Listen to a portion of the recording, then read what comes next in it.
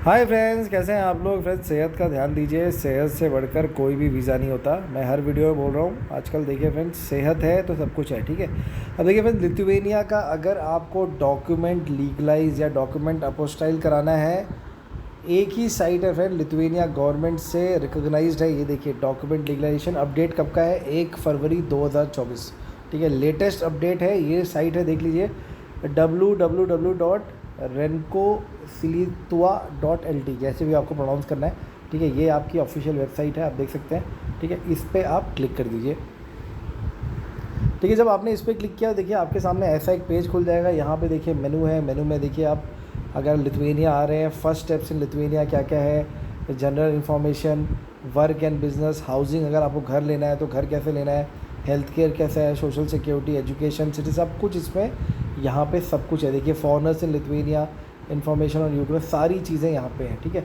तो जो लोग लिथुवेनिया जाने का प्लान कर रहे हैं या जो लोग लिथुवेनिया में हैं, मैं आपसे रिक्वेस्ट करूँगा कि ये पक्का आके यहाँ पे क्लिक करके देखिएगा। मैं इसके बारे में बात नहीं करूँगा क्योंकि फ्रेंड वीडियो का मेरा ये टॉपिक है नहीं, ठीक है। अब देखिए यहाँ पे आप आ गए। अब देखिए डॉक्यूमेंट लीगलाइजेशन, ठीक है।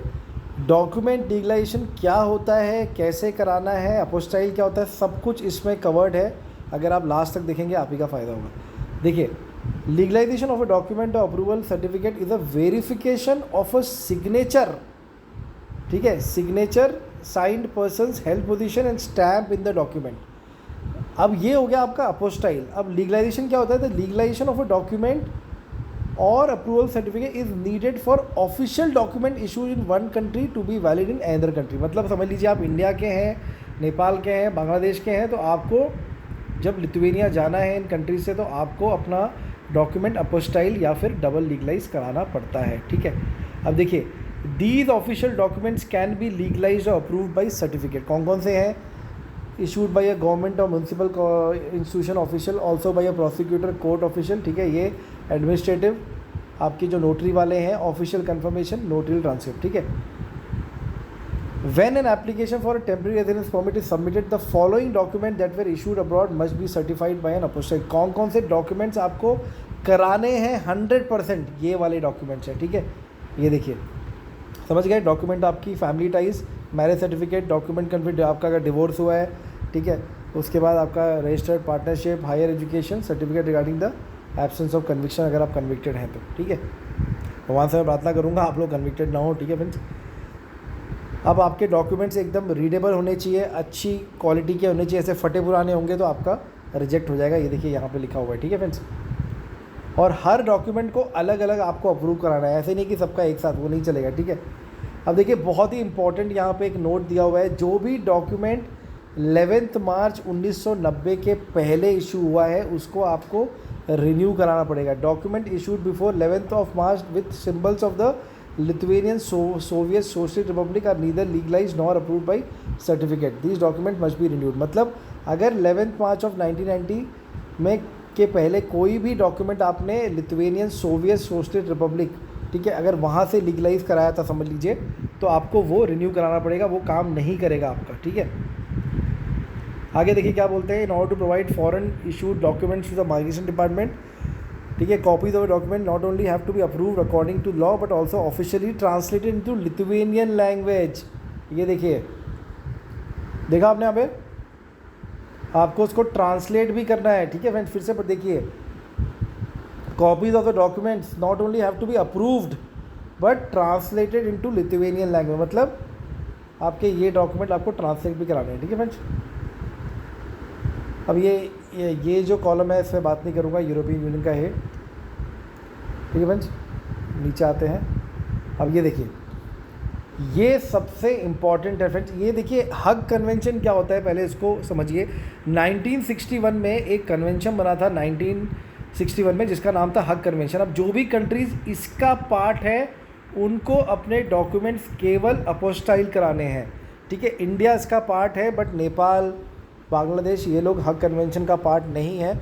इसीलिए आप लोगों को अपने डॉक्यूमेंट जो है वो डबल लीगलाइज कराने पड़ते हैं। मतलब अपोस्टाइल के बाद आपको उसको फिर से लीगलाइज कराना पड़ता है लिथुवेनियन एम्बेसी न्यू दिल्ली से, ठीक है फ्रेंड्स। ये देखिए डबल लीगलाइजेशन आ गया यहाँ पे, मैंने आपको एक्सप्लेन कर दिया है कि डबल लीगलाइजेशन क्या होता है। देखिए कैसे होता है, ध्यान दीजिएगा। If a document is issued in a country that has not accorded to, जो आपका हक कन्वेंशन नहीं हुआ है, the document issued abroad must be legalise. जो मैंने आपको बता दी कैसे होगा, at the embassy of Lithuania abroad और at the Ministry of Foreign Affairs of the Republic of Lithuania. मतलब या तो आप अगर नेपाल और बांग्लादेश के भाई हैं वो कहाँ करा सकते हैं, जो एम्बेसी दिल्ली में वहाँ पे, या फिर आप ministry of Foreign Affairs of Republic of Lithuania वहाँ भेज सकते हैं। ठीक है फ्रेंड्स, वहाँ करके आप करा सकते हैं। To legalize documents in Lithuania you have to address the Lithuania Ministry of Foreign Affairs. ये देखिए, अगर आपको लिथुएनिया में कराना है तो ये देखिए, अगर आप वहाँ लिथुएनिया में टूरिस्ट वीज़ा पे हैं तो आप जाके करा सकते हैं। बाई पोस्ट भेजना है तो ये देखिए एंट्रेंस दिया हुआ है on the left side of the ministry, इस पोस्ट पे आप भेज सकते हैं। ठीक है, document presentation Monday to Friday 9 से 12 है। Document collection Monday to Thursday 2 PM to 4 PM है। ठीक है, for document presentation you have to book an appointment time to register for the document legal service.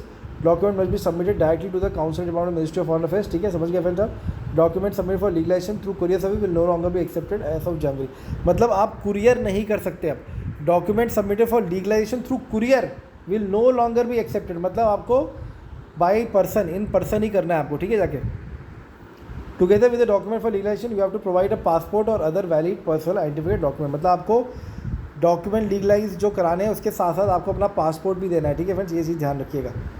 Counsellor tax for legalisation of 1 documents 20 euros. मतलब देखिए cost भी दिया हुआ है 20 euros एक डॉक्यूमेंट का है। ठीक है, एक डॉक्यूमेंट का 20 यूरोज़ है। ठीक है फ्रेंड्स, देखिए यहाँ पे सारी डॉक्यूमेंट यहाँ पे इन्फॉर्मेशन है, आप उसको PDF में डाउनलोड भी कर सकते हैं फ्रेंड्स।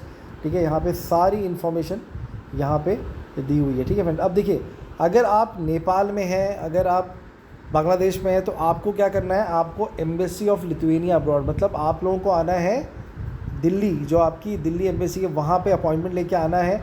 आप खुद आ सकते हैं या किसी रिप्रेजेंटेटिव को भेज सकते हैं ऑथराइजेशन लेटर के साथ, और वो लोग आके आपके बिहाफ पे सबमिट कर सकते हैं फ्रेंड्स। ठीक है, तो ये चीज़ आप ध्यान रखिएगा फ्रेंड्स। अगर आपको डॉक्यूमेंट लीगलाइज कराना है, मैंने पूरा यहाँ पे एक्सप्लेन कर दिया कि कैसे करना है। ठीक है, कोई डाउट है आप मेरे व्हाट्सएप पे आ सकते हैं, गाइडेंस ले सकते हैं, डाउट क्लियर कर सकते हैं। Take care, God bless.